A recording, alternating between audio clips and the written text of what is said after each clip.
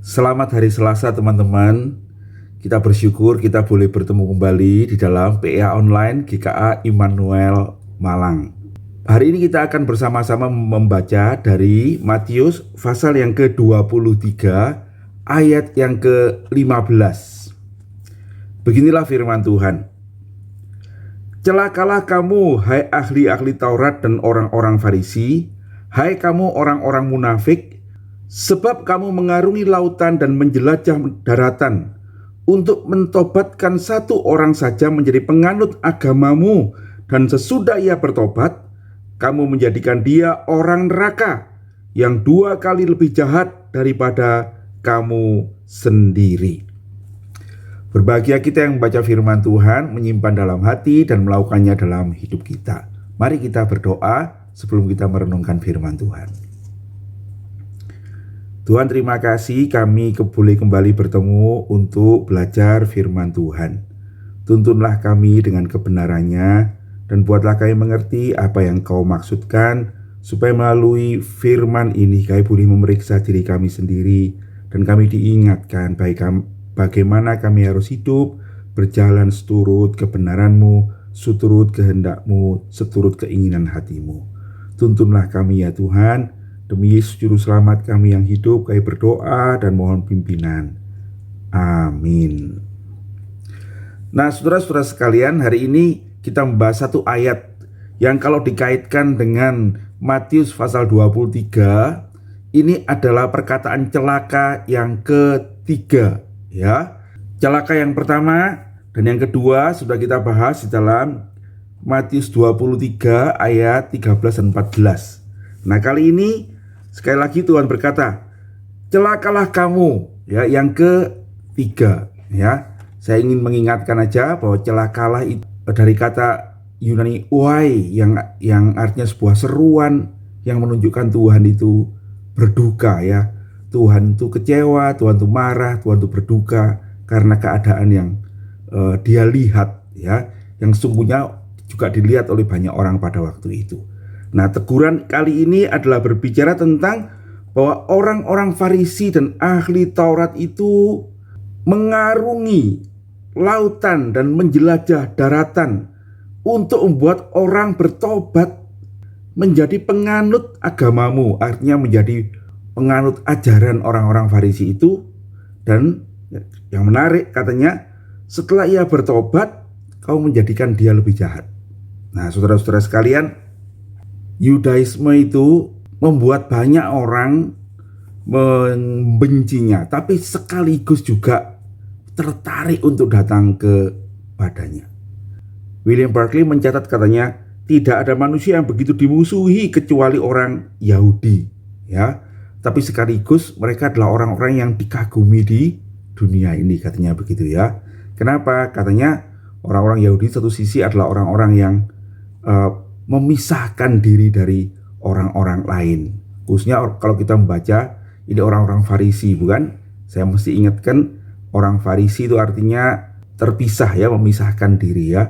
Mereka memisahkan diri, mereka menganggap dirinya lebih benar, mereka sangat solider satu sama lain. Satu sisi juga mereka sedikit ada menghina orang-orang lain, bangsa-bangsa lain, begitu, ya. Mereka merasa lebih hebat daripada bangsa-bangsa lain. Sampai katanya dalam bentuk ekstrim, William Barclay mengatakan ada orang-orang Yahudi itu yang merasa saya cuma mau menolong berbuat baik itu pada bangsaku sendiri, begitu, ya. Dan orang-orang yang di luar itu adalah orang-orang yang kafir, gitu, ya. Saudara ingat perkataan Tuhan Yesus, engkau mendengar ajaran kasihlah sama manusia dan bencilah musuhmu itu. Nah, itu muncul karena orang-orang Yahudi itu punya prinsip kita ini harus mengasihi sesama orang Yahudi, tetapi kita tidak perlu mengasihi orang Romawi, orang Yunani, itu musuh kita, bukan sesama kita. Nah, itu yang juga ditegur oleh Tuhan Yesus. Nah, saudara-saudara, tapi sisi lain, orang-orang Yahudi ini, Yudaisme itu menarik banyak orang karena etikanya yang tinggi, moralnya yang tinggi. Ya, di tengah-tengah dunia mereka yang banyak percaya pada dewa-dewa itu, orang-orang Yahudi ini muncul dengan satu Allah, ya, monoteisme. Yang pertama itu adalah orang-orang Yahudi, ya, agama Yahudi ini. Mereka hanya percaya pada satu Allah dan tidak ada Allah yang lain.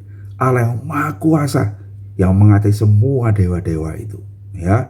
Mereka adalah orang-orang yang punya etika yang kuat. 10 hukum itu, hukum ke-5 sampai hukum yang ke-10 itu sangat indah, saudara, ya.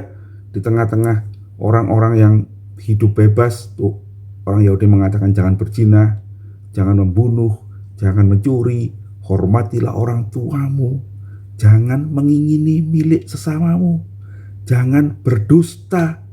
Itu membuat mereka menjadi orang-orang yang dihormati karena etika kehidupan yang tinggi, gitu ya. Mereka mengagumkan. Nah, saudara-saudara sekalian, itulah sebabnya dari masa ke masa ajaran Yahudi itu juga diperhatikan oleh orang sekitarnya, dan banyak orang tertarik dan kemudian mendengarkan mereka.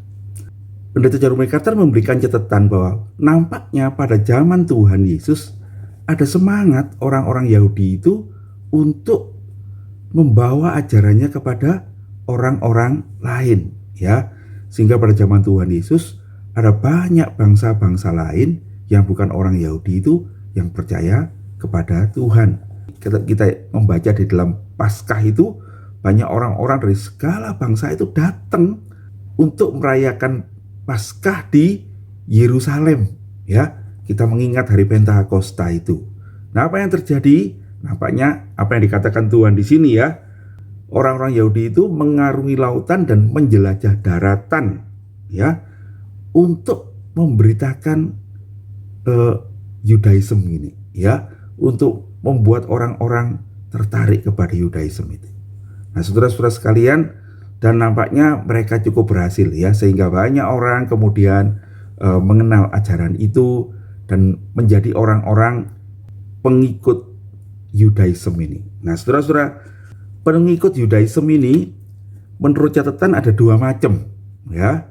Yang pertama yang disebut orang-orang yang takut akan Tuhan, ya.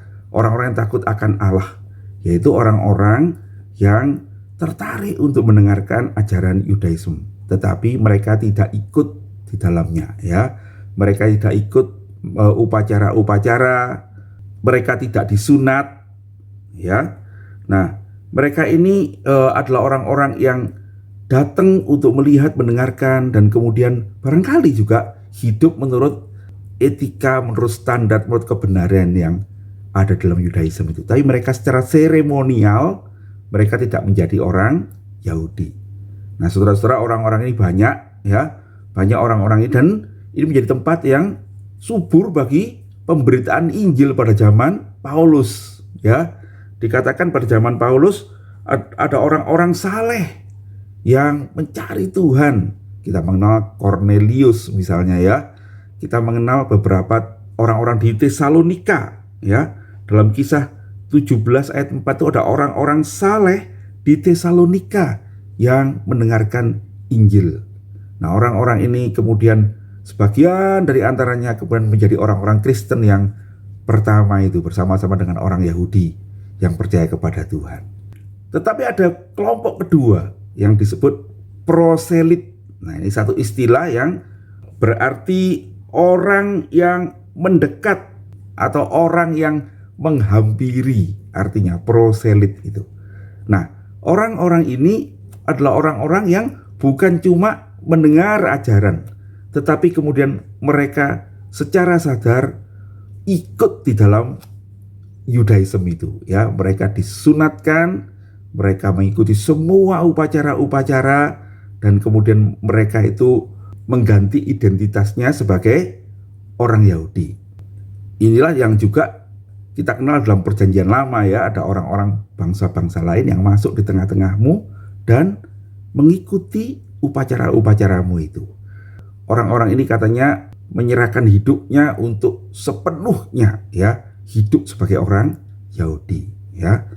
Dari mereka inilah kita mengenal sesungguhnya pertama kali ada baptisan sebetulnya, ya, yang dilakukan oleh Tuhan Yesus dan Yohanes. Itu sebetulnya sudah dilakukan oleh mereka untuk proselit-proselit ini, ya. Dalam baptisan itu mereka dimasukkan dalam air, akhirnya 2 seah, kira-kira 200 liter, Mereka masuk dalam air, dicelupkan gitu, kemudian keluar, dan mereka dianggap jadi orang baru. Orang-orang ini diberi nama baru, diberi pakaian baru, gitu ya, diberi keluarga baru, ya. Mereka diberi identitas baru. Nah, sampai-sampai katanya mereka dianggap bukan lagi orang yang dulu, tapi yang baru. William Barclay itu mencatat, bahkan katanya secara aturan mereka tuh boleh menikah dengan saudaranya sendiri karena dianggap bukan lagi saudaranya, gitu ya. Sekalipun katanya mungkin tidak ada yang terjadi, tetapi secara aturan itu dia itu dilepaskan dari identitas lamanya untuk dapat identitas yang baru. Nah, orang-orang ini saudara-saudara katanya menjadi orang-orang yang sangat berdedikasi menjalankan ajaran-ajaran Yahudi. Nah, dalam cerita yang kita baca ini, orang-orang Farisi itu bersemangat menjadikan orang-orang yang takut akan Allah itu untuk menjadi orang-orang yang mendekat ini, yang jadi proselit ini. Ya, mereka bersemangat, mereka mengusahakannya.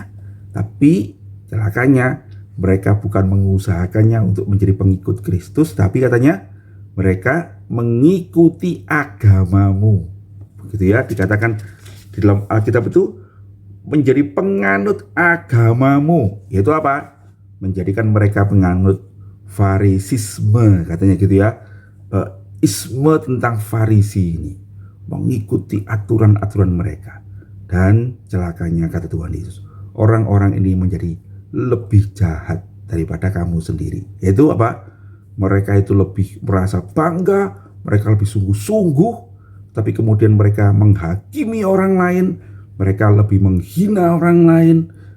Dan ini adalah sesuatu yang sering sampai hari ini kita alami, bukan saudara-saudara? Banyak orang-orang yang menjadi Kristen dari agama yang lain itu, ketika mereka menjadi Kristen, mereka menjadi lebih fanatik, ya, mereka lebih sungguh-sungguh, dan itu benar saudara-saudara. Dan apakah itu salah? Kalau kita menuntunnya sungguh-sungguh pada Allah, itu adalah sesuatu yang baik. Tapi sayang saudara-saudara, banyak orang kemudian menuntunnya bukan pada Allah, tetapi menuntunnya pada diri sendiri, pada agama-agama tertentu, ya, sehingga kemudian mereka menjadi orang-orang yang memegang teguh bukan kebenaran firman Tuhan, tetapi kebenaran agama-agama tertentu, ya. Nah, saudara-saudara, itulah yang dikritik oleh Tuhan Yesus, yang menjadi kewaspadaan juga bagi kita hari ini, ya.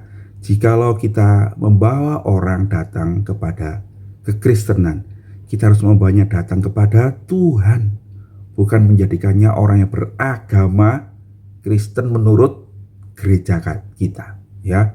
Bukan membawanya menjadi orang yang fanatik pada kelompok kita, gereja kita, tapi biarlah dia menjadi orang yang menjadi murid Kristus, yang meneladani Kristus, yang punya keindahan hidup Kristus, ya. Ada seorang bernama Premanan yang ditulis oleh William Barclay. Premanan adalah seorang Kristen yang bersungguh-sungguh, ya.